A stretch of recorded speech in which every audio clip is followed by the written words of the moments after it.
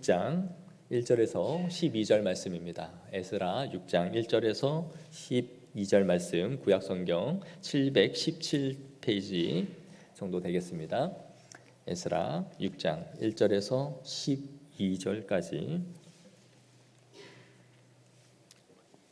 717페이지 되겠습니다. 교독하겠습니다. 이에 다리오 왕이 조서를 내려 문서 창고 곧 바벨론의 보물을 쌓아둔 보물 전각에서 조사하게 하여 항메다 궁성에서 함 두루마리를 찾았으니 거기 기록하였으되 고레스 왕 원년에 조서를 내려 이르기를 예루살렘에 있는 하나님의 성전에 대하여 이르노니 이 성전 곧 제사 드리는 처소를 건축하되 지대를 견고히 쌓고 그 성전의 높이는 60규빗으로 너비는 60규빗으로 하고 큰 돌 3켜에서 새나무 1켜를 놓으라. 그 경비는 다 왕실에서 내리라. 또 느부갓네살이 예루살렘 성전에서 탈취하여 바벨론으로 옮겼던 하나님의 성전 금은 그릇을 돌려보내어 예루살렘 성전에 가져다가 하나님의 성전 안 각기 제자리에 둘지니라 하였더라. 이제 유브라데강 건너편 총독 다뜨네와 스달보스네와 너희 동관 유브라데강 건너편 아바삭 사람들은 그곳을 멀리하여 하나님의 성전 공사를 막지 말고 유다 총독과 장로들이 하나님의 이 성전을 제자리에 건축하게 하라. 내가 또 조서를 내려 하나님의 이 성전을 건축함에 대하여 너희가 유다 사람의 장로들에게 행할 것을 알리노니 왕의 재산 곧 유브라데 강 건너편에서 거둔 세금 중에서 그 경비를 이 사람들에게 끊임없이 주어 그들로 멈추지 않게 하라.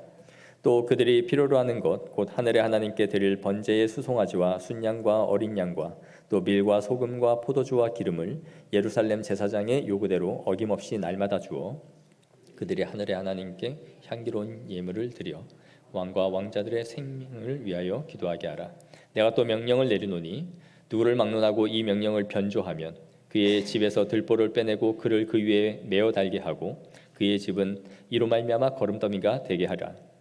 만일 왕들이나 백성이 이 명령을 변조하고 손을 들어 예루살렘 하나님의 성전을 헐진대 그곳에 이름을 두신 하나님이 그들을 멸하시기를 원하노라. 나 다리오가 조서를 내렸노니 신속히 행할지어다 하였더라. 아멘. 우리 지난주 말씀을 또 잠시 요약해 드리겠습니다. 이스라엘 백성들이 성전을 지으려 하다가 방해를 받았죠. 그래서 몇 년 동안 성전이 멈춰 있었습니까? 16년 동안 멈춰 있은 상태였어요. 그때 하나님의 선지자를 보내죠. 누구였습니까? 학개와 스가랴 선지자, 이 두 사람 학습 말, 이 학개와 스가랴 선지자를 보내서 이들에게 이제 성전을 멈춘 것에 대해서 재촉을 하셨어요. 그래서 학개 선지자는 너희는 성전을 이렇게 성전 기초 공사만 해놓고 벌려놓은 상태로 판벽한 집에 너희들만 이렇게 편하게 살고 있느냐, 그렇게 또 책망을 했고, 스가랴 선지자는 뭐라고 말해요? 너의 힘으로도 능으로도 이루는 것이 아니라 여호와의 영이 이룰 것이다. 그렇게 하여 이들 격려하고 독려해요. 그래서 책망과 위로와 격려를 통해서 다시 이들이 힘을 얻어서 이 성전 공사를 재개하죠. 이렇게 열심히 이들이 힘을 내니까 성전이 빠르게 이제 세워져 가기 시작해요. 그러니까 유다 총독이었던 다뜨네와 스달보스네 이 두 사람이 와서 조사를 하죠. 누가 이 일을 다시 시작했느냐. 그래서 이들이 이제 명단을 다 적어가지고 그렇게 갔습니다.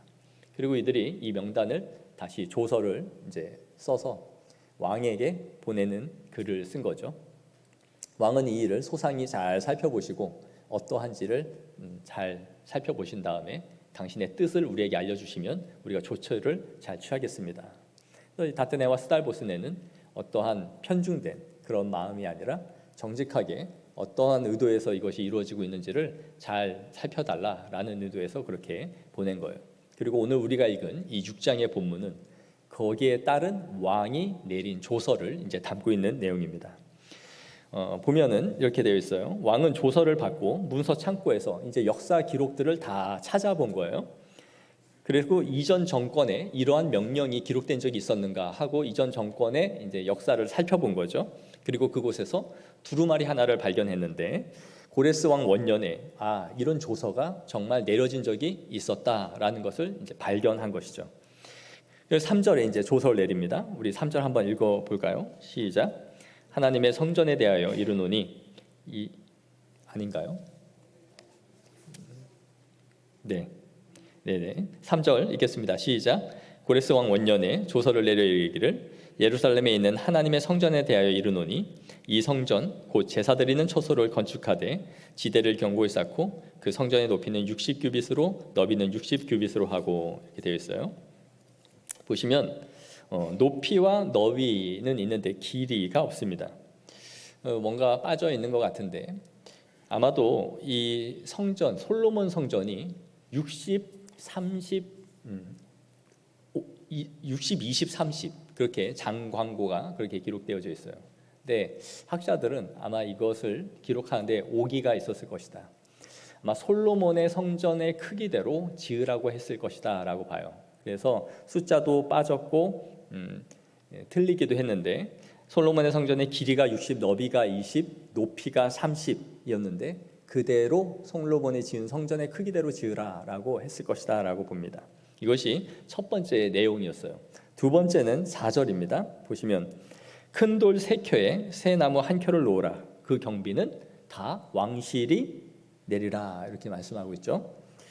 왕실이 성전을 건축하는 재정을 부담을 하겠다 이렇게 지금 말하고 있어요. 8절에 보시면 더 구체적으로 이렇게 말합니다. 유다 사람의 장로들에게 행할 것을 알리노니 왕의 재산 곧 유브라데 강 건너편에서 거둔 세금 중에서 그 경비를 이 사람들에게 끊임없이 주어 그들로 멈추지 않게 하라. 그러니까 그곳에서 거두어 드리는 세금을 가지고 성전을 지을 수 있게 해주라 그런 얘기예요. 대박이죠. 우리 교회 짓는데 시청에서 매입을 해서 교회를 건축해 주겠다. 이전을 다 할 수 있도록 우리가 해드리겠습니다. 그러면 봉잡았다 그래야 되나요? 우리는 뭐 공사하고 싶었는데 거기서 딱 뭘 딱 해주겠다. 다 하면 대박이죠. 지금 이런 조치를 내렸어요. 그리고 나서 5절에 이제 세 번째 그들이 바벨론으로 탈취하여 가지고 왔던 금, 은 그릇들 즉 성전의 기물들을 각각 그 제자리에 두라 그렇게 명령합니다. 이전에 올라갈 때 스룹바벨에게 가져가라고 했는데 그것이 실행이 제대로 되지 않았는지 아니면 그것을 다시 확인하고 있는 것일 수도 있어요. 그 역사의 기록대로. 그래서 그것을 다시 성전 제사에 드릴 모든 기구들을 그곳에 갖다 놓으라 이렇게 말하고 있는 것이죠. 자, 그리고 나서 6절에서 7절입니다. 한번 읽겠습니다. 시작. 이제 유브라데 강 건너편 총독 다뜨네와 스달보스네와 너희 동관 유브라데 강 건너편 아바삭 사람들은 그것을 멀리하여 하나님의 성전 공사를 막지 말고 유다 총독과 장로들이 하나님의 이 성전을 제자리에 건축하게 하라. 문자적으로 그곳을 떠나라라는 뜻이에요. 이전에 성전 공사가 멈춘 이유가 무엇이에요? 그들이 계속 방해 공작을 하고 그래서 이 일이 지지부진하게 되다가 결국은 멈춰졌죠. 그러니까 이것을 알고는 너네 그곳에 있지 말고 멀리 떠나. 터치하지를 말아라. 아예 이 일에 개입하거나 간섭하지 말라라고 아예 선을 그어버린 거예요. 그리고 나서 이제 9절에 또 뭐라고 합니까? 한번 읽겠습니다. 시작. 또 그들이 필요로 하는 것 곧 하늘의 하나님께 드릴 번제의 수송아지와 순양과 어린 양과 또 밀과 소금과 포도주와 기름을 예루살렘 제사장의 요구대로 어김없이 날마다 주라. 제사를 드리는데 필요한 송아지부터 양이며 달라는 대로 다 공급해 줘라.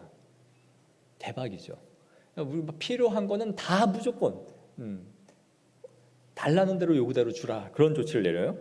그리고 마지막 11절에서 12절에 보면 누구든지 막론하고 이 명령을 변조하거나 성전을 헐려하는 자가 있다면 그의 집을 부수고 그 사람의 목을 내어 달아라. 누구라도 성전 공사를 방해하는 자는 극형에 처하겠다라고 엄중하게 말을 하고 있는 것이죠.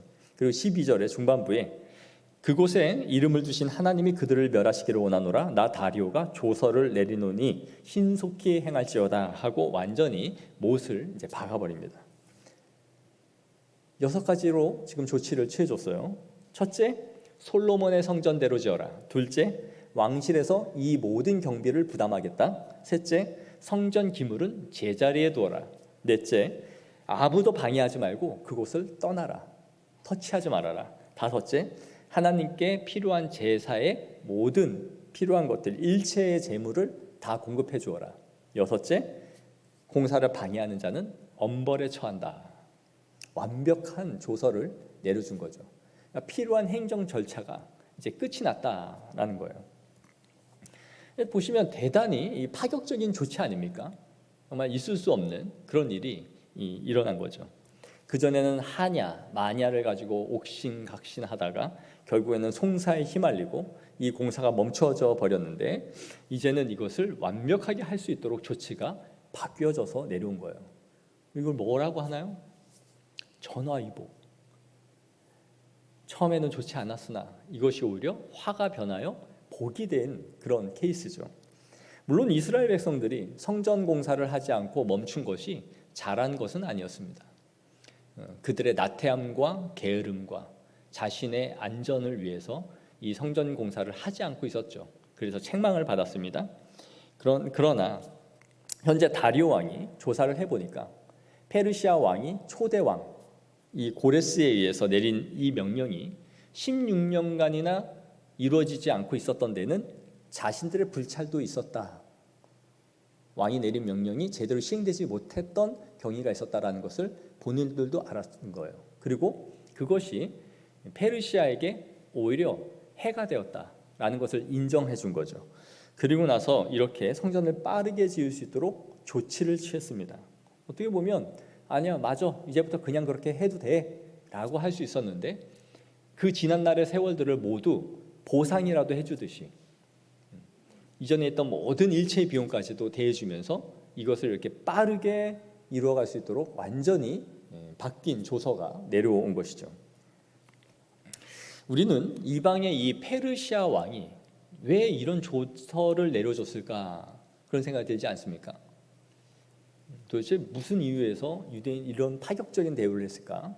그 이유가 우리 한 10절에 보시면 나오는데요.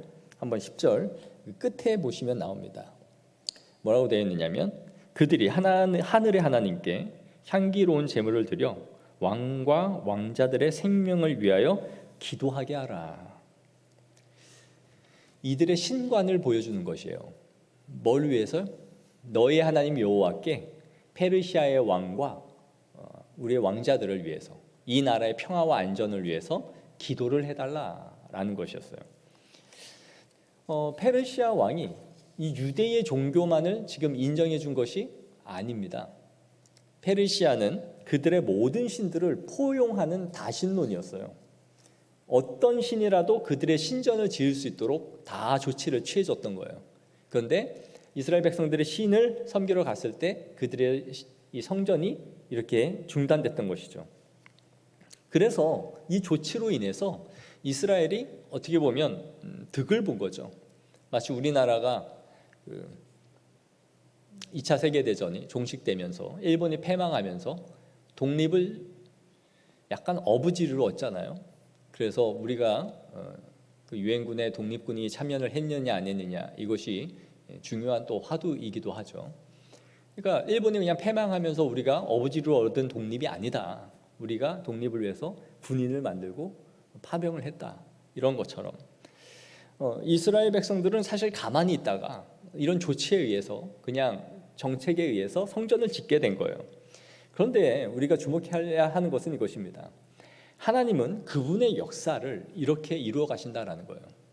세속의 역사와 하나님의 역사가 무자르듯이 정확하게 구분되어져 있는 것이 아니에요.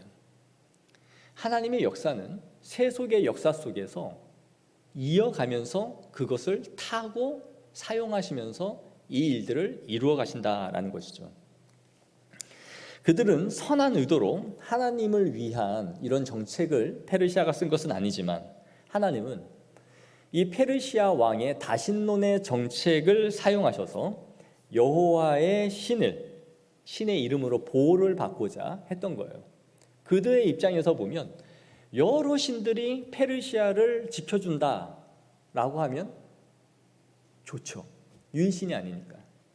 그래서 고레스 왕의 원년에 자신이 나라를 새롭게 수립하고 세워가면서 모든 신들의 이름으로 가호를 받고 싶어 했던 거죠. 그래서 모든 신들을 너희들이 섬길 수 있도록 관용 정책을 베풀었고, 그 결과 이스라엘 백성들도 성전을 지을 수 있는 기회를 얻은 거예요.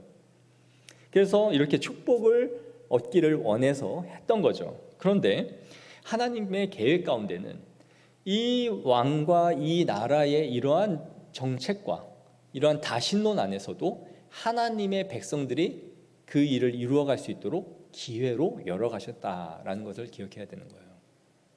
이것이 하나님의 역사입니다. 그래서 세속의 역사 가운데서도 하나님의 일이 계속 이루어져요. 그러니까 우리가 당이나 자신이 원하는 정책 있을 거예요. 그렇지만 내가 원하는 사람이 되고 안 되고가 이 나라가 죽고 사는 그런 문제는 아니에요. 물론 하나님의 사람들이 세워지기를 우리는 구하고 또 그 사람들을 위해서 어떤 사람인가를 살피며 지혜롭게 해야 되는 건 맞아요. 그런데 안 됐다고 하여 국가가 나라가 분열되고 교회 안에서도 정치적인 견해로 패가 갈리고 이건 아니죠. 하나님이 그 안에서도 그 세속의 역사 가운데서도 이루어 가시는 뜻이 있다라는 것을 인정해야 되는 거예요. 그래서 하나님께서는 세상 역사를 주관해 가시며 그것을 이루어 가시는 배후에 하나님의 손길이 있고 그 정책 가운데서 이스라엘 백성들을 인도해 가고 있다라는 것을 우리가 볼 수 있어야 되는 것이죠.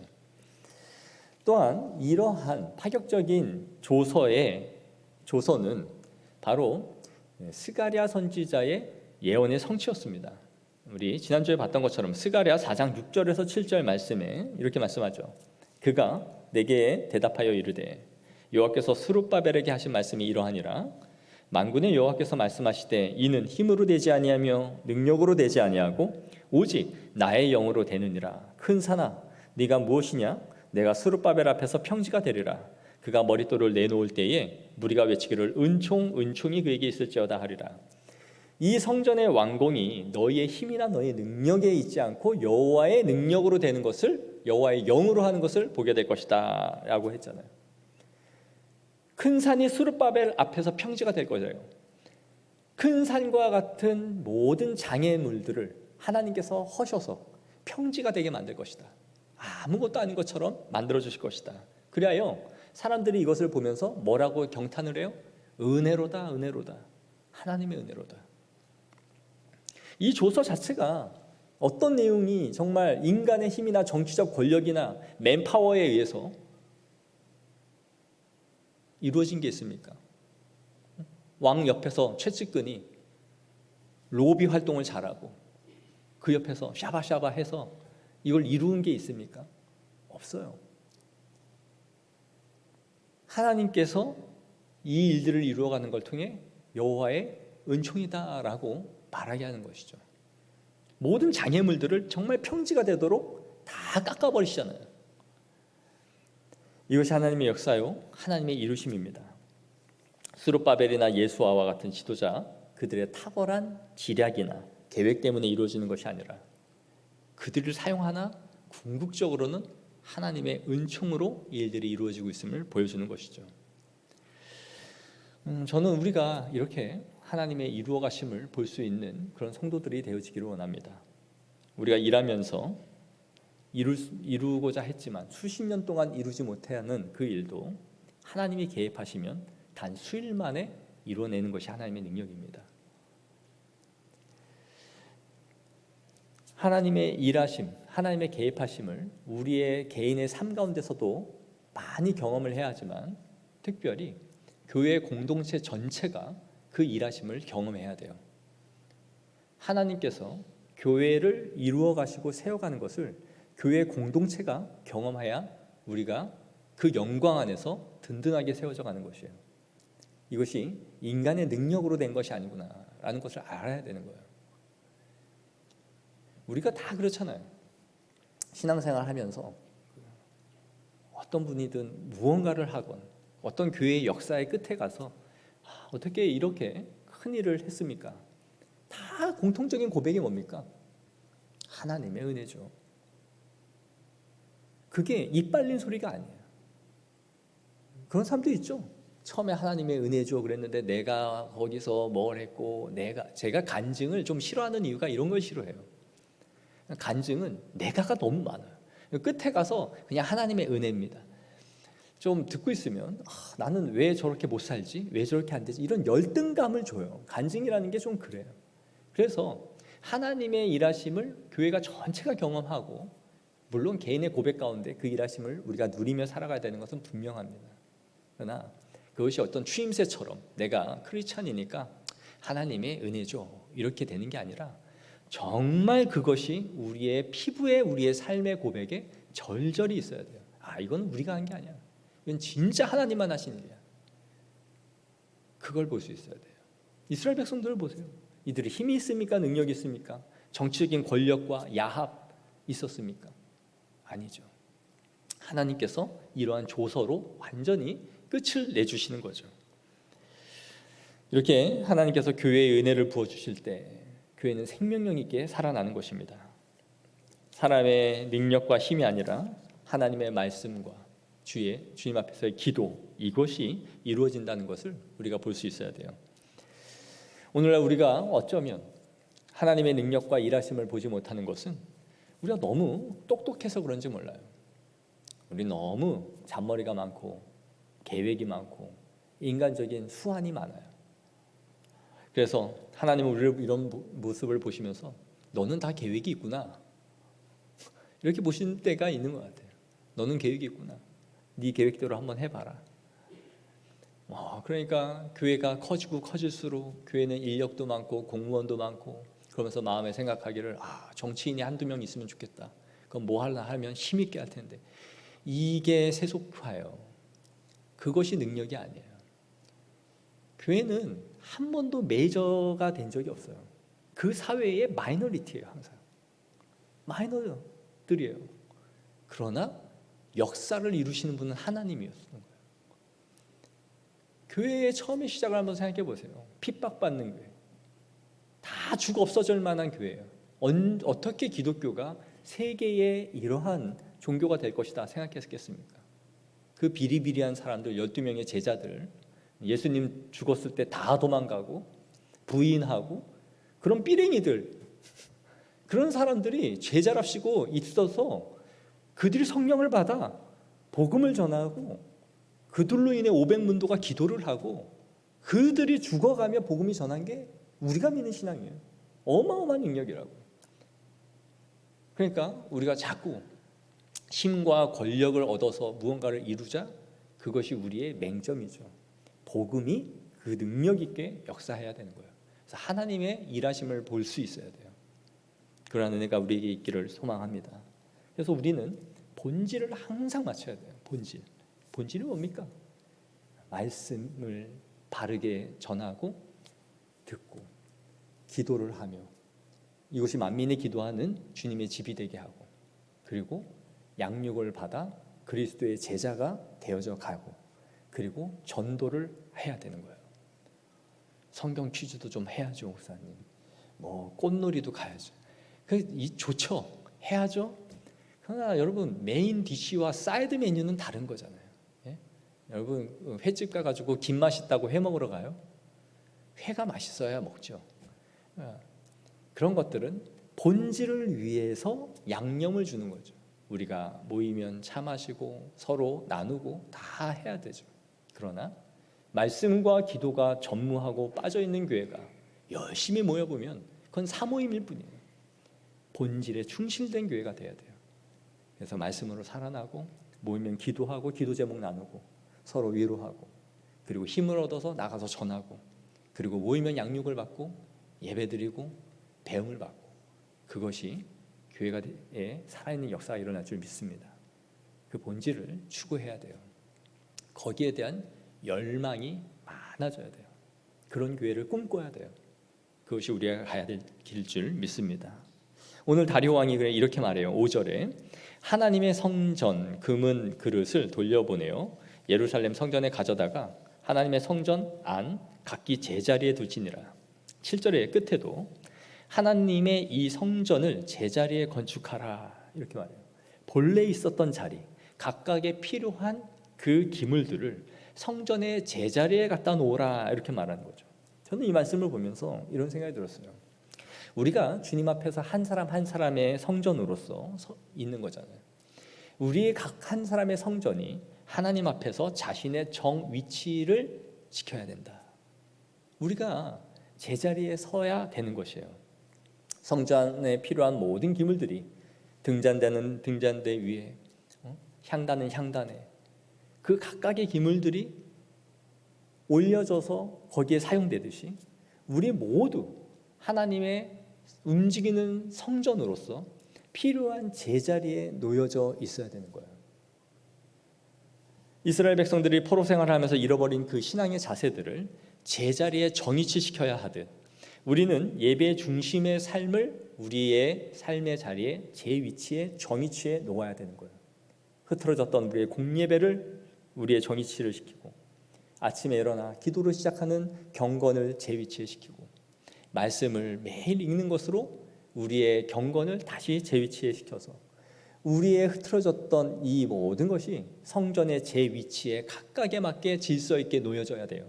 그래야 교회가 톱니바퀴처럼 질서 있게 돌아가는 거예요.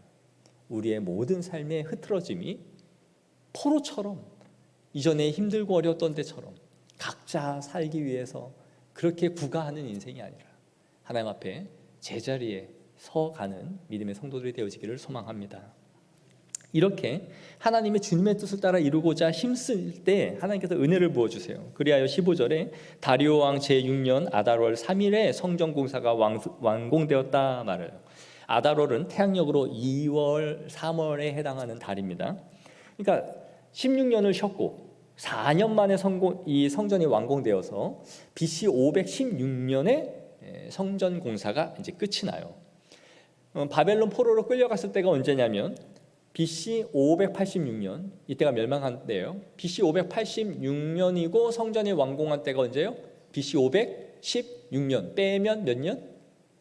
70년이죠. 그러니까 예레미야 선지자가 70년 만에 너희가 귀환할 것이다 예언을 했죠. 그대로 지금 성취가 된 거예요. 70년 만에. 그러니까 예레미야 선지자의 이 계산법도 우리가 생각해 보면 참 은혜죠. 포로로 끌려가서 돌아온 게 70년이 아니라 성전이 무너지고 성전이 재건되는 기간이 70년이에요. 그러니까 성전을 중심으로 계산을 하고 있다는 거죠. 하나님의 백성들은 성전의 중심으로 70년 만에 하나님께서 이루시는 것을 본 거예요. 그래서 이것을 보면서 정말 하나님이 이 성전을 철저하게 그분의 주권대로 이루어 가신다라는 것이죠. 정리해보면 여기서도 참 의미가 있어요. 예레미야 선지자가 예언을 하셨고 그것을 이루기 위해서 고레스 왕이 원년에 하도록 허락을 해줬고, 그리고 그 정책은 페르시아 왕의 다신론의 정책에 의해서 이루어진 것이었죠. 그리고 그 일에 스룹바벨과 예수와 그리고 아직 등장하지는 않았지만 에스라 같은 하나님의 사람들이 있었지만 그 안에 자원하며 함께 성전 공사를 하기 위해 예루살렘으로 떠나는 그 사람들이 있었어요. 이렇게 하나님의 역사와 하나님의 예언과 페르시아 제국의 정책과 하나님의 백성들의 헌신, 이게 한데 어우러지고 있다라는 것을 보게 되죠. 어디까지가 하나님의 역사이고 어디까지가 우리의 헌신일까? 그 선이 없죠. 그래서 우리는 하나님이 예언하셨고 하나님이 이루신다 그러셨으니까 하나님이 하시겠지. 이건 직무유기입니다. 하나님이 말씀하셨으면 하나님이 이루시겠지. 하나님이 예정하신 사람들은 하나님이 구원하시겠지. 이게 바로 저는 이렇게 말해요. 신학 깡패, 예정론의 바른 이해를 하지 못한 사람들의 행위들. 하나님의 말씀이 있으니까 하나님이 이루실 거라고 아무것도 하지 않는, 이게 직무유기예요. 그럼 반대는 내 힘과 내 능력으로 이루겠다라고 그 힘을 다하는 것. 이건 이제 교만이죠. 우리의 신학은, 우리의 개혁주의는 하나님이 말씀하시고 우리가 그것을 이루어야 하는 것처럼 최선을 다하는 거예요. 하나님이 말씀하셨으니 이제 우리가 이루어야 되겠다라고 뜨거운 마음을 가지고 들어가는 거예요. 아멘. 이것이 바른 신앙이에요. 그래서 하나님이 하지 않으면 안 될 것처럼 기도하고 내가 이루지 않으면 실패할 것처럼 힘을 쓴다. 이것이 우리 개혁주의입니다. 이해되시죠? 우리는 하나님의 역사, 하나님의 일을 하면 많은 착각을 해서 실패를 해요. 그래서 기도파만 생겨. 기도만 하면 된대. 하나님이 이루실 거니까 안 하죠. 또 행동파만 생겨. 기도는 안 하고 열심히 그냥 일을 해. 그러니까 혈기가 나요. 화가 나. 안 따라와? 나만 해? 이런 두 파가 나요. 기도파와 혈기파, 행위파가 붙으면 둘 다 끝이에요, 그냥. 그러니까 우리는 둘 다 해야죠. 하나님이 하실 것처럼 기도하고 기도가 끝났으면 우리가 이루어야 될 것처럼 그 일에 무엇을 하나님이 원하실까를 찾고 궁구하여 힘을 다하는 거예요. 그것이 하나님이 원하시는 것입니다. 6장 22절에 이는 여호와께서 그들을 즐겁게 하시고 또 아스로 왕의 마음을 그들에게로 돌려 이스라엘의 하나님이신 하나님의 성전 건축하는 손을 어떻게 했다? 힘있게 하도록 하셨음이었더라. 하나님이 이 모든 것을 아우르시고 이끄셔서 궁극적으로 완성하셨음을 보여주는 것이죠. 그러나 그 안에 우리의 섬김과 수고와 헌신이 배제되지 않고 하나님께서 사용해 가셨음을 성경은 말씀해 주고 있습니다. 사랑하는 성도 여러분, 교회는 하나님이 이루십니다. 그러나 여러분을 통해 이루십니다. 그것이 하나님의 역사입니다. 하나님은 능력 있게 그 일을 하십니다. 그러나 말씀의 사람들을 사용하셔서 이루십니다. 우리가 이것을 항상 기억하면서 하나님 앞에 기도하며 힘을 다하는 믿음의 성도들 되어지기를 축복합니다. 기도하겠습니다. 자비로우신 하나님 아버지, 이스라엘의 포로 70년간 무너졌던 성전이 하나님의 주권 가운데 4년 만에 일사천리로 이루어지는 능력의 역사를 보게 됩니다. 이방인의 입과